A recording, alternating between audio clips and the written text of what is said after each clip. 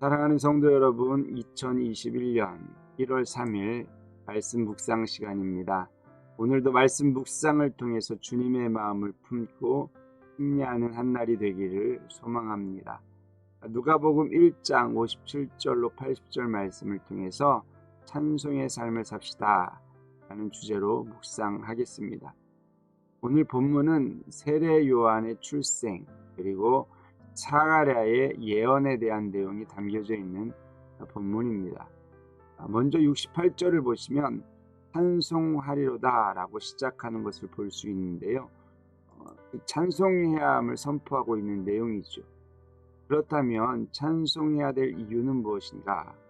68절, 69절을 통해서 찾을 수가 있는데 먼저 68절 말씀 함께 보실까요?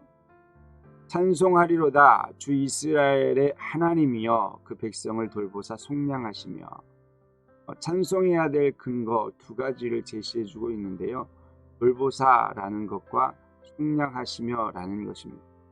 첫 번째는 하나님께서 돌보신다라는 것입니다. 이 돌보시다라는 표현은 자세히보다 방문하다라는 의미가 담겨져 있습니다.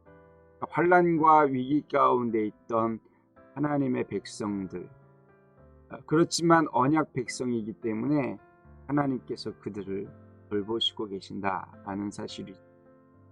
사랑하는 성도 여러분, 지금도 하나님은 저와 여러분들을 돌보십니다. 그것을 기억한다면 우리는 찬송해야 할 이유가 분명한 것이죠.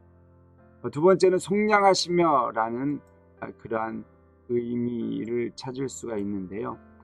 해방, 자유라는 그러한 뜻을 가지고 있죠.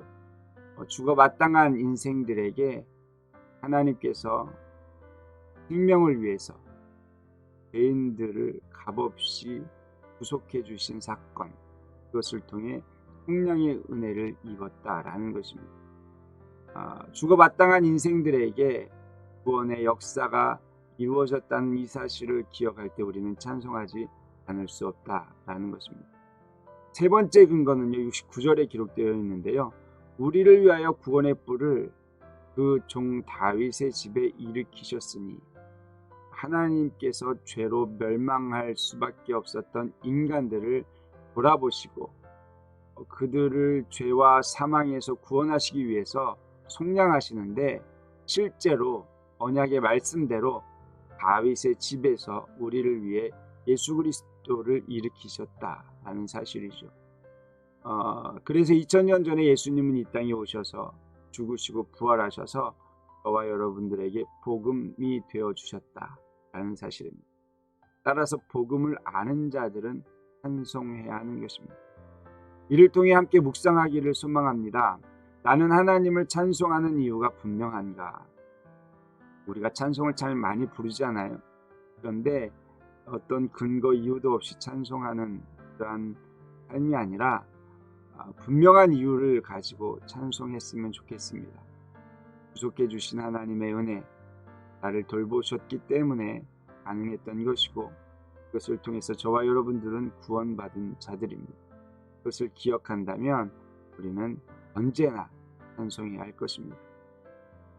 이어서 구원에 대한 보편적인 내용들이 어떠한 것이 있는가 말씀을 통해 몇 가지 이해하고자 합니다. 첫 번째 생각할 것은요, 구원은 하나님의 언약이다라는 사실입니다. 72절을 통해서 발견할 수가 있는데요. 72절 같이 보실까요? 우리 조상을 긍휼히 여기시며 그 거룩한 언약을 기억하셨으니.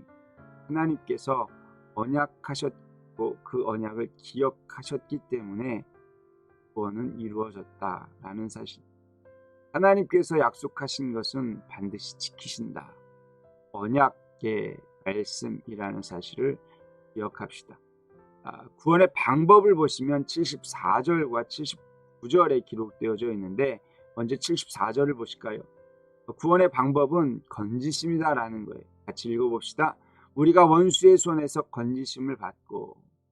그렇습니다. 하나님께서는 우리를 건지셨는데, 시편 기자가 고백했던 것처럼 기가 막힐 웅덩이에서 건지신 사건이 바로 구원인 것이죠. 79절도 보실까요? 어둠과 죽음의 그늘에 앉은 자에게 비치고 우리 발을 평강의 길로 인도하시리로다 하니라.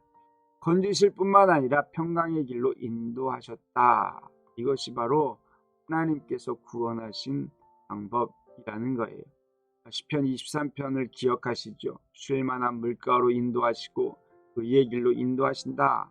그렇게 고백했던 시편 기자의 고백이 바로 하나님께서 구원하신 방법이다라는 거예요.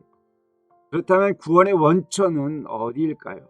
72절과 78절을 통해서 반복되는 표현을 통해 알 수가 있는데요. 72절과 78절의 표현을 보실까요? 우리 조상을 긍휼히 여기시며, 또 78절에도 우리 하나님의 긍휼로 인함이라. 하나님의 긍휼하심이에요. 하나님의 긍휼하심이 없었다면 우리는 구원받을 수 없는 존재인 것이죠. 마지막으로 구원의 목적은 무엇일까요? 이것을 우리가 좀 잘 알았으면 좋겠는데요. 75절 말씀. 동신토록 주의 앞에서 성결과 의로 두려움이 없이 섬기게 하리라 하셨도다. 우리를 구원하신 목적은 먼저 종신토록 평생 우리가 살아가는 나날 동안 어디서요? 주의 앞에서. 사람 앞이 아닙니다. 세상 앞도 아닙니다. 주님 앞에서. 즉 경배의 자리 제단 앞에서 라고 생각하시면 좋겠죠. 무엇을 위해서? 성결과 의로. 성결과 의가 우리의 삶의 목적이 되어야 된다. 구원받은 자의 삶의 목적인 것이죠. 여기서 성결은 거룩이라는 것으로 우리가 생각할 수가 있죠. 내가 거룩하니 너희도 거룩하라 하신 그 말씀이 우리 안에 임하는 것입니다. 그리고 이것은 하나님과의 올바른 관계 속에서 나타나는 것이죠. 그렇다면 의는 무엇입니까? 하나님의 뜻을 지키는 삶. 그래서 이 삶을 세상 가운데 살아내는 것이 의입니다. 따라서 이것은 하나님과의 관계를 통해 세상과의 관계로 이어지는 삶을 이야기하는 것이죠. 그래서 거룩과 의는 하나님과 사람에 대한 그리스도인의 의무를 압축해주고 있다라는 것을 저와 여러분들이 기억해야 할 것입니다. 이를 통해서 묵상하고자 하는 것은요. 나는 구원받은 자로 하나님과의 관계, 사람과의 관계를 잘 감당하고 있는가라는 거예요. 사랑하는 성도 여러분, 우리가 찬송해야 될 이유를 지박하면 구원받았기 때문입니다.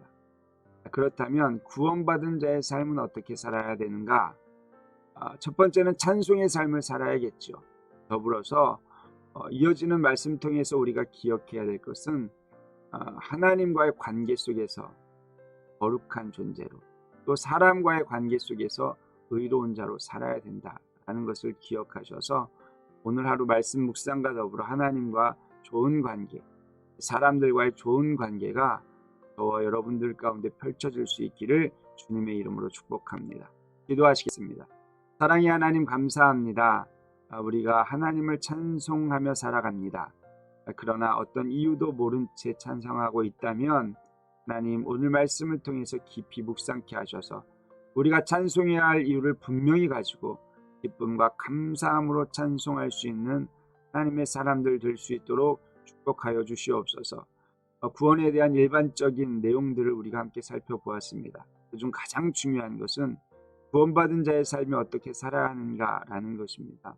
하나님, 우리가 구원받은 자로 살아갈 때 하나님께서 말씀하신 성결한 삶, 거룩한 삶을 위해서 날마다 주님 앞에서는 예배자가 되게 하시고, 또한 의로운 자의 삶, 하나님의 말씀에 순종해서 삶을 펼쳐낼 수 있는 거룩한 성도님들 되게 하셔서 이웃과의 좋은 관계 속에서 예수 그리스도 흉내내는 믿음의 권속들 될 수 있도록 축복하여 주시옵소서. 감사드립니다. 거룩하신 예수 그리스도의 이름으로 기도드렸사옵나이다. 아멘.